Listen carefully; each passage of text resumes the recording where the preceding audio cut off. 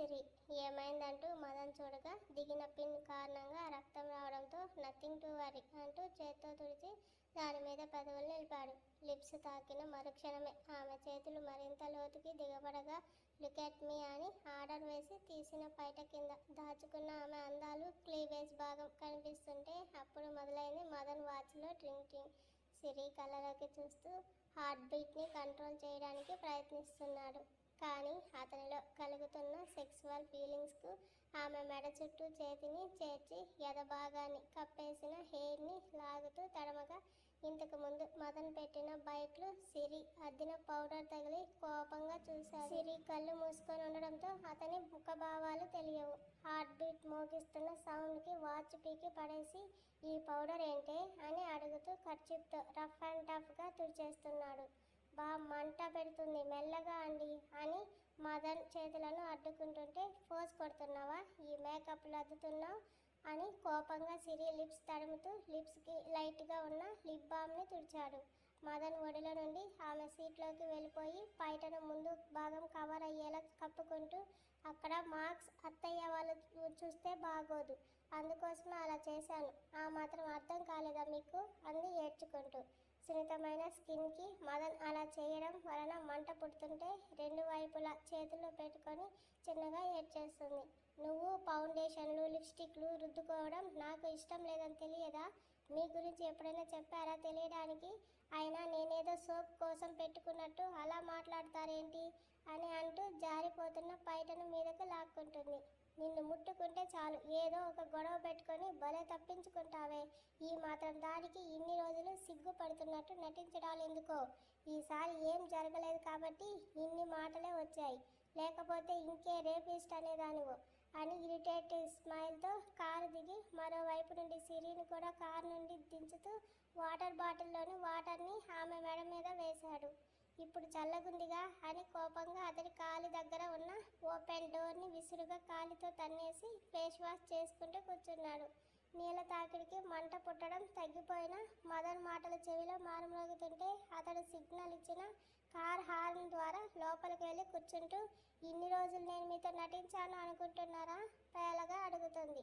నటించలేదు, జీవించేసావమ్మా అని వెటకారంగా shirt buttons పెట్టుకొని ఒక్కసారిగా కార్ని ముందుకు పోనిచ్చాడు. అతని స్పీడ్కి సిరి రెండు చేతులు పక్కన విండో డోర్ను పట్టేసుకొని స్లోగా వెళ్ళండి అంది భయంగా.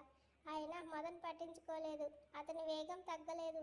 ప్లీజ్ తల తిరుగుతుంది, స్లోగా వెళ్ళండి అని కాస్త గట్టిగా ఏడుస్తూ అనగానే నోరు మూస్తావా సిరి అని ఆమె కంటే రెట్టింపు వాయిస్లో అరిచాడు. మౌనంగా కన్నీళ్లు పెట్టుకుంటున్న సిరి వైపు కనీసం చూడడం వేగంగా దూసుకుని కారుకు వాచ్మెన్ సెకండ్స్లో డోర్ ఓపెన్ చేసేలోపు లోపలకు దూసుకెళ్ళి బ్రేక్ వేశాడు. చిత్ర కూడా మదన్ కోసం ఇంటికి వచ్చి ఉండడంతో అందరూ హాల్లోనే ఉన్నారు. సుజాత గారు పిలుస్తున్నా పట్టించుకోకుండా మదన్ వెళ్ళిపోవడంతో సిరి ఎక్కడా అని అరుస్తూ గుమ్మం దగ్గరకు రాగా వన్ స్టెప్ పైటతో లోపలికి వస్తున్న సిరికి అడ్డుగా నిలబడి ఏమైందే అని కంగారుగా అడిగారు. పెద్దగా జరిగిందేం లేదత్తా అని ఫేక్ స్మైల్ ఇస్తుంది. నిన్ను చూస్తుంటే అర్థమవుతుంది ఏదో జరిగిందని, చెప్పడం ఇష్టం లేకపోతే వదిలేయి, నిన్ను బలవంతం చేయనని అంటూ ఆమెని 2 సార్లు తదేకంగా చూసి ఆడదానిగా అర్థం చేసుకున్నంత వరకు ఇద్దరి మధ్య దేనికోసమో గొడవ జరిగిందని చిరిగిన ఆమె జాకెట్ చెప్పగా ఫ్రెష్ అయి కిందకి రా, భోజనం చేద్దు అని మదన్ మీద కోపం అణిచివేస్తూ అంటారు. ఎవరి వైపు కనీసం తలెత్తి కూడా చూడకుండా మెట్లు ఏపు అడుగులు వేసి సిరిని చూసిన నీ కోడలు అంటే నీకు మహా ఇష్టం అంటుకుంటా అత్త అంది. అది బంగారమే, మాటలు మర్చిపోయినా నా కొడుకుతో తిన్నావా అని అడిగించేలా చేసింది. ఏ ఆడది భరించలేని బాధని దాస్తూ ఒంటరిగా అనుభవిస్తుంది తప్పించి నా కొడుకుని వదిలి వెళ్ళిపోయే ఉద్దేశానికి రాలేదు. ఇప్పటి వరకు స్వార్థపరాలుగా కొడుకు సంతోషం కోరుకుని నేను మొదటిసారి కోడలు బాధపడకుండా ఉంటే చాలు అని కోరుకుంటున్నాను అని మైమరుపుగా అంటూ వచ్చిన దగ్గర నుండి సిరి మదన్ దగ్గర నడుచుకునే ప్రవర్తనకు ఇంప్రెస్ అవుతూ తెలియకుండానే అందరిలో ఒక గుర్తింపు పొందేస్తుంది. బాబో ఇక చాలా ఆపమ్మా, నువ్వు నీ కోడలు చెప్పమని విసుగ్గా అంటూ అక్కడి నుండి దూరంగా వచ్చేసి కాపురం చేసేది ఈవిడ కొడుకుతో అనుకుంటుందో ఈవిడతో అనుకుంటుందో, నాకు బావ దొరికితే చాలు, ఇంకేమీ అక్కర్లేదు, ముందు సిరి బావకి ఏం జరిగిందో తెలుసుకుంటే చాలు, ఆల్ క్లియర్ అనుకొని సోఫాలో సెటిల్ అయింది చిత్ర. మదన్తో మాట్లాడటానికి ఎంతలా ప్రయత్నించినా ఆమె ఓపికకు ప్రతిసారి పరీక్ష పెడుతూ మరింత గాయపరుస్తున్న అతని మీద భయంతోనూ కోపంతోనూ అదే రూమ్లో అదే బెడ్ మీద ఉన్న లేనట్టుగా రోజులు వెళ్దీస్తుంది. వారిద్దరి ప్రవర్తన ఏదో గొడవ జరిగిందని ఇంట్లో వాళ్ళకు కూడా తెలియడంతో 2 రోజుల వరకు ఎవరూ కదపలేదు. అప్పటికి 4 రోజులు గడిచిపోగా అతడి గురించి ఆలోచిస్తూ సరియుని కూడా మర్చిపోయి గుండెల్లో బాధని ఒంటరి కథలతో పంచుకుంటూ కాలం వెలగక్కుతుంది సిరి. ఈ నెల రోజుల్లో రిసెప్షన్ పెట్టాలని సిరి ఫాదర్ ఆలోచన. సరియు ఎంతకీ కాల్స్ లిఫ్ట్ చేయకపోతుంటే సతీష్కున్న హోదా ఉపయోగిస్తూ మదన్కు కాల్ చేసి జరిగిన విషయం చెప్పడంతో బిజినెస్ పరంగా ఉన్న అతని పవర్ ఉపయోగించి సరియు లొకేషన్ హ్యాక్ చేయించాక సిగ్నల్స్ చూపించిన ప్లేస్ సతీష్కి షేర్ చేశాడు. సతీష్ దాన్ని కోల్కతా ఆఫీసర్స్కి చూపించి ఈ ప్లేస్కి మనం వెళ్ళాలి అన్నప్పుడే టీవీలో మొబైల్లో లైవ్లో చూపిస్తున్న కిడ్నాపర్స్ ముఖాలలో సరియు కూడా ఉంటుంది. కోల్కతా ఇష్యూ నేషనల్ ఇష్యూ అవ్వగా ప్రతి రాష్ట్రంలోకి సైనికులు దిగి లాక్డౌన్ అమలు చేస్తూ కిడ్నాప్ అయిన వాళ్ళ పిక్స్ సిరికి తప్ప అందరూ చూడటంతో ఆఖరికి మదన్కి కూడా తెలిసినా తెలియనట్టే ఉంటాడు. 5వ రోజు రాత్రి సిరి మదన్ కోసం పాలు తీసుకుని వెళ్తూ అతడి టేబుల్ మీద పెట్టి ఎప్పట్లా మౌనంగా వెనక్కి తిరుగుతుంది. ఆ నెక్స్ట్ రూమ్లో గ్లాస్ పడిన శబ్దంకు భయంతో అతని వైపు తిరగగా చండాలంగా మిల్క్లో షుగర్ ఎవరైనా వేస్తారా, లేక నన్ను ఇబ్బంది పెట్టడానికి ఏదైనా టార్గెట్ చేసావా అంటాడు. ఆ అత్తయ్య ఇచ్చారు అని చెప్పబోయి చూసుకోలేదండి, విటమిన్ పౌడర్ వేయబోయి షుగర్ వేశాను అంటుంది. అలాగే ఓ స్పూన్ విషం కూడా వెయ్యి, నీకు నా బాధ తగ్గుతుంది అంటూ ల్యాప్టాప్ పక్కన పెట్టి బెడ్ దిగుతుండగా మదన్ చేతిని పట్టుకొని నా వల్ల మీరేమైనా ఇబ్బంది పడుతున్నారా గొంతులోనే బాధని దాస్తూ అడుగుతుంది. ఎస్ అంటే వదులుకునేందుకు మన రిలేషన్ ఫ్రెండ్షిప్ కాదు, లైఫ్ లాంగ్ ఎలా అయినా ఉండిపోయే పర్మనెంట్ డిసార్డర్. నో అని అబద్ధం చెప్తూ నా క్యారెక్టర్ని సీట్ చేయలేను. నా చేతిని వదిలితే అవతల చాలా పనులున్నాయి చూసుకోవాలి అన్నాడు షార్ప్గా చూస్తూ. సరియు కనబడని 4 రోజులు సతీష్కు ఒక్కో నిమిషం ఒక యుగంలా గడుస్తుంటే ఆమెను చూడాలన్న తపన తారాస్థాయికి చేరిపోయింది. సరియు ఒక్కరోజు ముందు వండిన భోజనం ఫ్రిడ్జ్లో ఉంచి మరుసటి రోజు పెడితేనే నచ్చదు. ఇప్పుడు ఎలా తింటుందో ఏం తింటుందో అని 2 ముద్దలు మింగి దిగకపోతుంటే ఆ ప్లేట్లోనే హ్యాండ్ వాష్ చేసుకుని బయటకు వచ్చేశాడు. అప్పుడే సంజన నుండి వీడియో కాల్ రావడంతో లిఫ్ట్ చేసి చెప్పురా అన్నాడు సతీష్. నేనురా, ఎలా ఉన్నావు, సరియు గురించి ఏమైనా తెలిసిందా అడిగారు సుజాత గారు.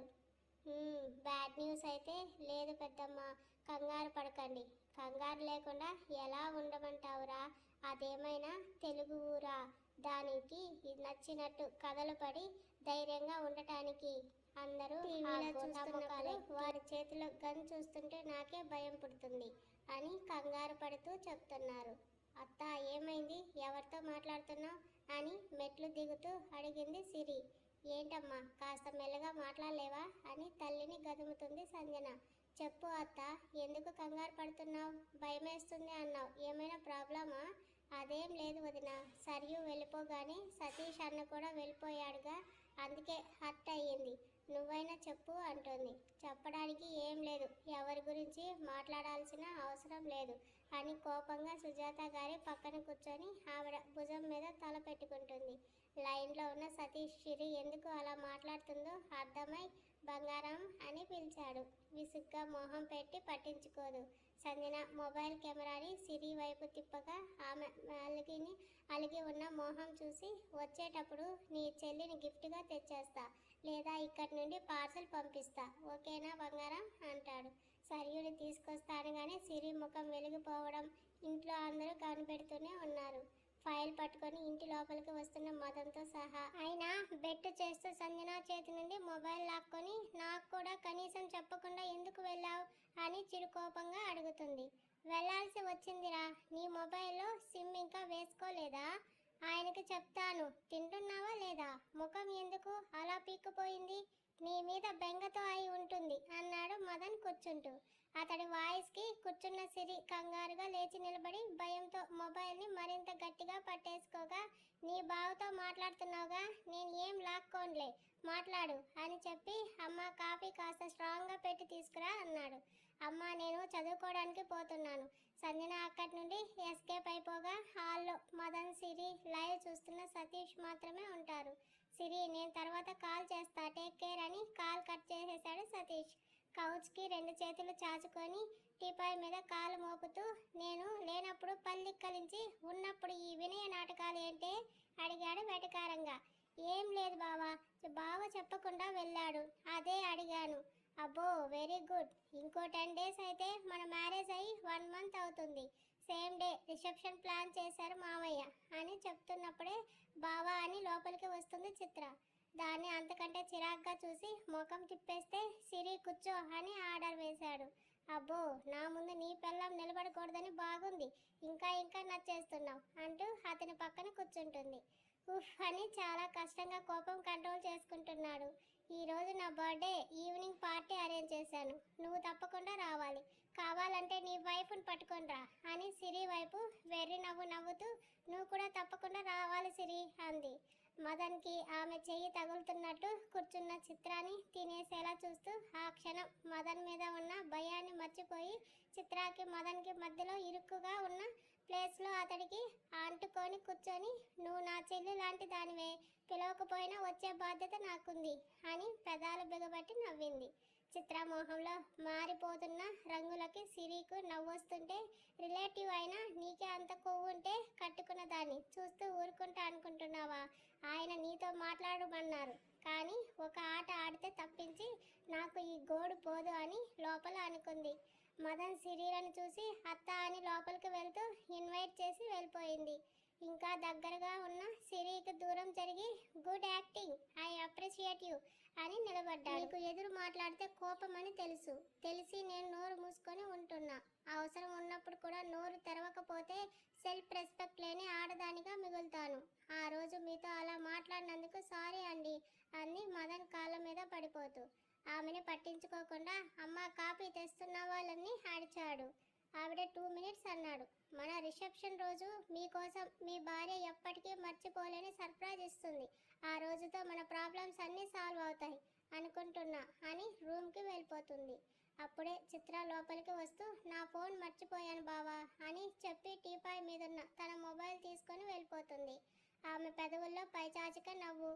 కాఫీతో రిలాక్స్ అయ్యి మదన్ రూమ్లోకి వెళ్ళగా అప్పటికి సిరి బెడ్ మీద శారీస్తో పాటు డ్రెస్సెస్ ఉంచి చిత్ర పార్టీకి సెలెక్ట్ చేసుకోవడం కోసం వార్డ్రోబ్ చూస్తుంది. అవన్నీ ఒక మూలకి జరిపి బెడ్ మీద వాలిపోయాడు. ఏమండి, చిత్ర పార్టీకి వెళ్ళట్లేదా మనం? ఇప్పుడు దాని గురించి నీకెందుకే? నన్ను టార్చర్ చేస్తుంటే చూసి సంతోషపడటానికా? మీరు బాధపడితే నాకేం వస్తుంది? ఎప్పుడు చూసినా నెగిటివ్గానే ఎందుకు ఆలోచిస్తారు అని మెల్లగా గొణుగుతూ మదన్ నలిపేసిన పార్టీ డ్రెస్ శారీని తీసి ఫోల్డ్ చేస్తుంది. సాటిస్ఫాక్షన్ దానికోసం అంటాడు. ప్రస్తుతానికి ఎలాంటి ఆలోచనలు లేవు, దిగులు పడకండి. పార్టీకి వెళ్తున్నామా లేదో చెప్పేస్తే ఇంకోసారి అడగనుగా.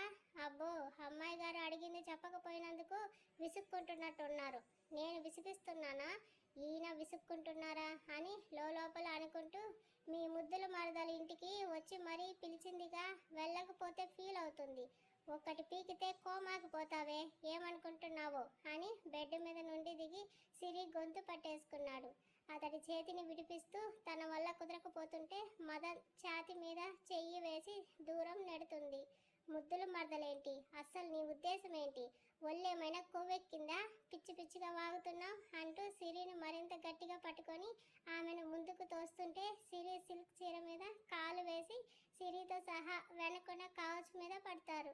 అలా జరుగుతుందని గమనించని ఆ ఇద్దరు కౌచ్ మీద ఉండేసరికి ఫోర్స్ వల్ల మదన్ నుదురికి తగిలి సెకండ్స్లో ఆ భాగాన్ని ఎరిపెక్కిచ్చేస్తుంది. ఫీలింగ్ లెస్ ఫెలోని 2 రోజుల కిందట ఆమెకు తెలియకుండా ఉన్న ఫీలింగ్ కూడా పోగొట్టేయడంతో సిరి మీద పడి ఇద్దరు బాడీలు తగిలిన అతనిలో ఏ హార్మోన్స్ ప్రభావితం చూపించక విసురుగా ఆమె మీద నుండి లేస్తాడు.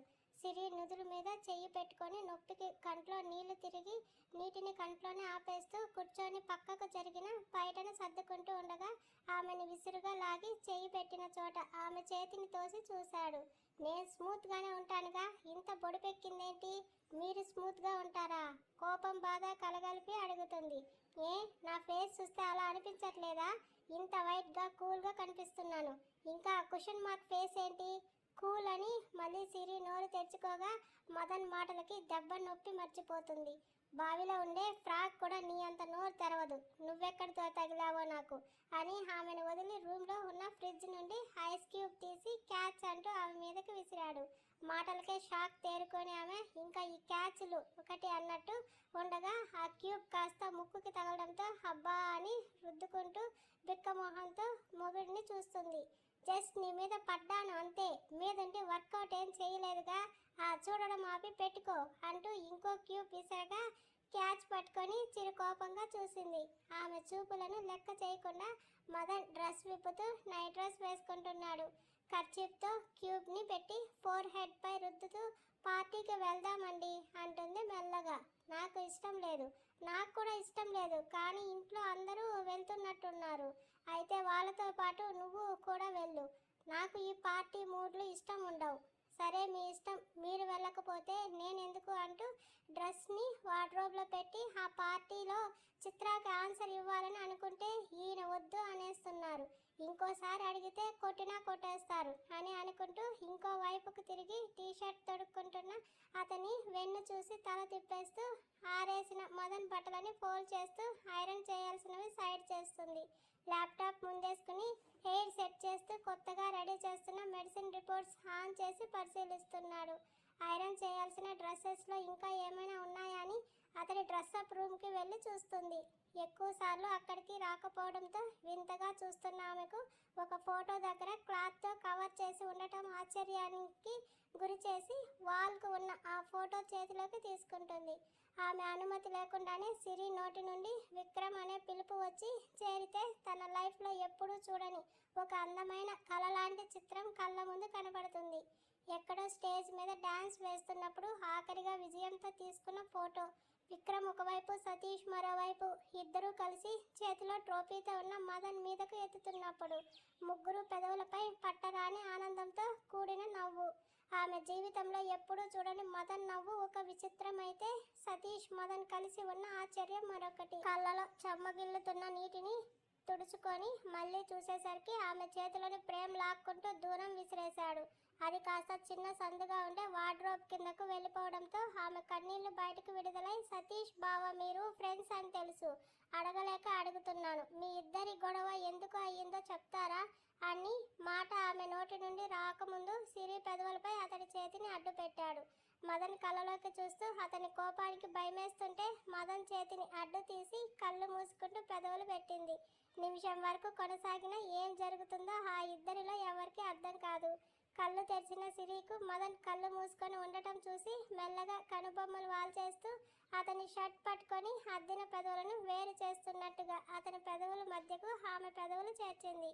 హెవీ ఎమోషన్స్ కలుగుతున్న అతనిలో పదే పదే గతంలో అనుభవించిన రోజులు కళ్ళ ముందు మెదిలి గుండెల్లో మంటను పెడుతుంటే సిరిని దూరం జరుపుతూ ఆయాసంతో సింగిల్ సీట్ సోఫాలో కూర్చుండిపోయాడు. మనసులోని భారాన్ని అయినా తీర్చుకునే అవకాశం లేని అతడికి మరింత కఠినంగా మారమని అతని నీడ చెప్తుంటే సేమ్లెస్గా బిహేవ్ చేసింది చాలు పోవే అన్నాడు. కిస్ చేయడానికి అంటే ఒక రీజన్ ఉంది, పైగా నేను పెట్టుకుంది నా భర్తతో మా గదిలో, ఇక్కడ సేమ్లెస్గా ఎప్పుడు బిహేవ్ చేసినట్టు అనిపించింది అని మెల్లగా అడుగుతూ అతని ముందు మోకాల మీద కూర్చొని మదన్ మోకాల మీద చేతులు పెట్టుకుంది. అదే పని నేను చేస్తే అంటాడు ఆమె కళ్ళలోకి చూస్తూ. మీరు ఎన్నిసార్లు ఏం చేసినా నేనేమైనా అన్నానా? ఆ రోజు కూడా మేకప్ కొట్టుకుంటున్నానని నానా మాటలు అన్నారు. మీకు అవి అలర్జీ అని తెలిసి ఉంటే ఆ పని చేసేదాన్ని కాదు కదండి అంటూ కళ్ళలో నీళ్లు నింపుకుంటుంది.